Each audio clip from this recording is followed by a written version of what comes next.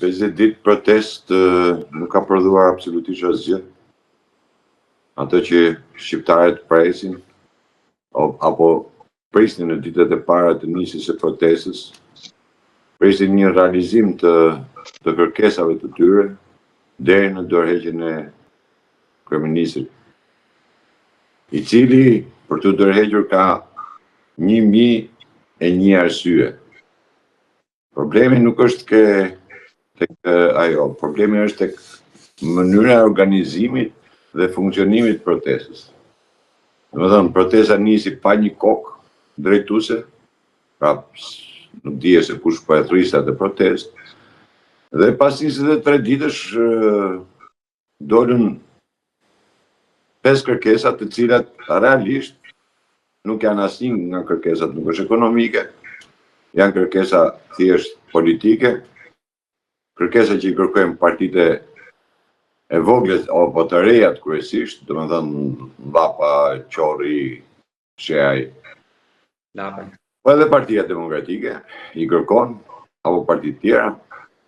Dhe protesta në këtë kuadër ka një organizim të çorganizuar apo një organizim i cili nuk ka kurajon civile të dalë dhe të deklarohet që po ne jemi organizatorët, ne thirrëm këtë protestë. Dhe kush është qëllimi final i protestës apo deri ku shkohet protesta. Edhe pse u shpallën me vonesë ato pika, thash pika politike, problemi është se asnjë nga pikat nuk ka një afat kohor.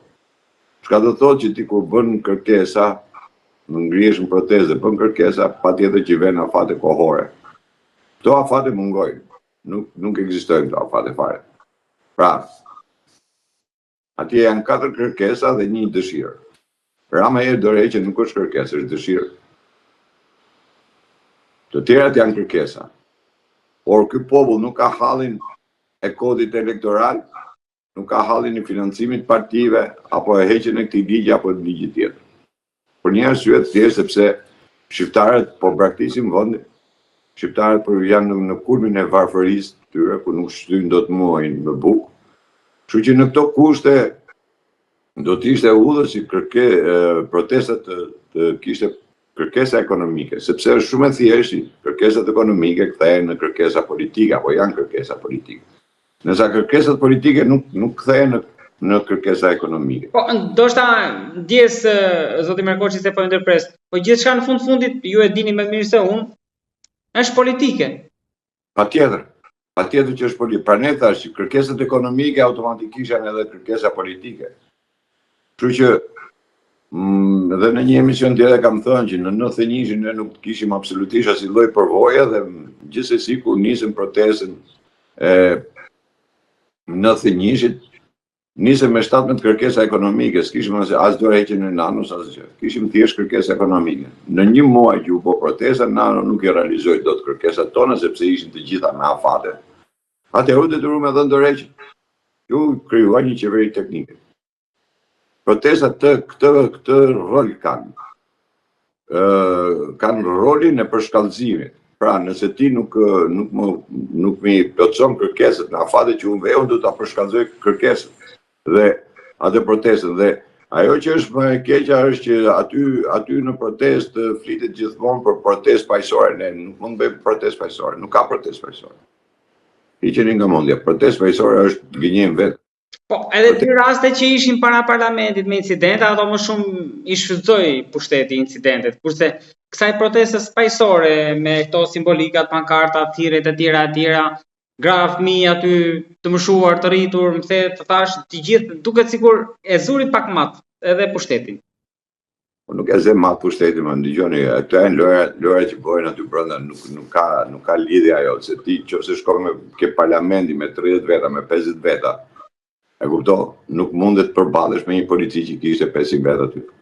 Pra, masiviteti protestës ka të bëjë shumë kur bëhet përshkallëzimi i protestës. Nëse në atë protestën e parlamentit, e supozojmë dhe ishin 5000 vetë, çfarë do bënin policët? Do bënin dhunë? Nuk e bënin dot. Ja po ta themun që se bënin dot. E ne e kemi provu.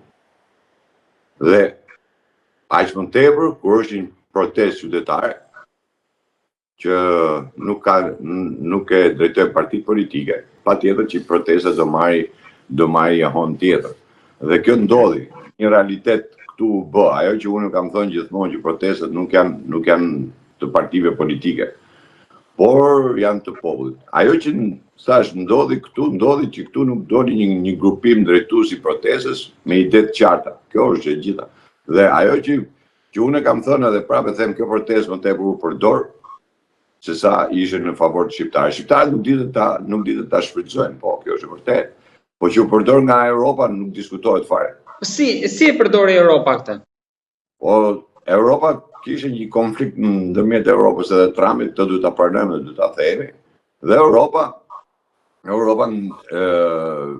krijoi një incident apo shfrytëzoi një incident apo nuk e di se si, edhe që të jetë rastësor është shumë e vështirë ta kuptosh që është rastësore. Për shembull, një zvarritje që u bë një person i Zvërnec, pa kalu 24 orë, 4 grupime të ndryshme në bulevard u bën takimin dhe u grumullu gjithaj një njeri. E kuptova atje. U bën gjithaj protestë. Dhe ajo që është tjetra, gjithë mediat e botës u fokusuan, ku flasi për mediat kryesore të botës, si janë CNN-i, MT, vinte me kamera dhe i jepte direkt protestën.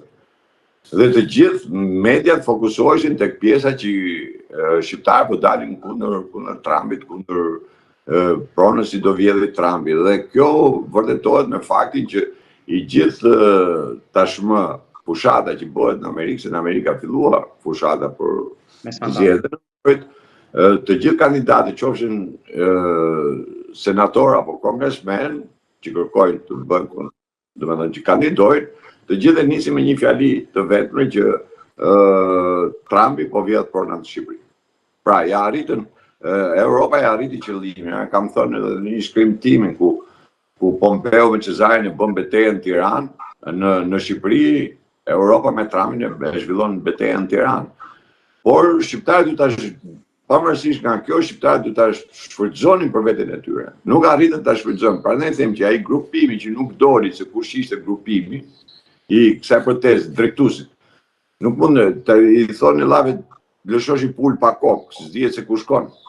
Po, megjithatë zotë Merkoçi, unë nuk kuptova këtë. Ju edhe njerëzit, një pjesë atyre që dalin në sherr që janë tek ajo që një pjesë i quajnë çeta e mikrofonit, i njihni. Po pak a shumë këta janë njerëzit, nuk erdhën nga rrethet për të protestuar në Tiranë. Si u ngritën tek ai misteri që ju thatë kaq shpejt si u bën bashkë, kur 35 vjet nuk u ngritën?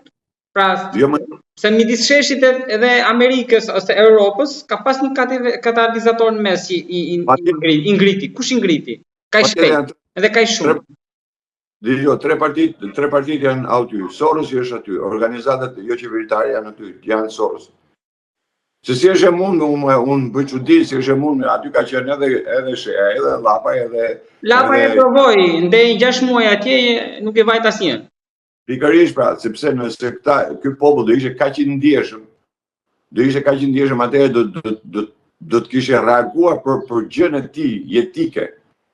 Atë që thatë, unë ndeta për minimumin etik aty vetëm tek pull me pankarta me njërin tjetër nuk reagoi askush.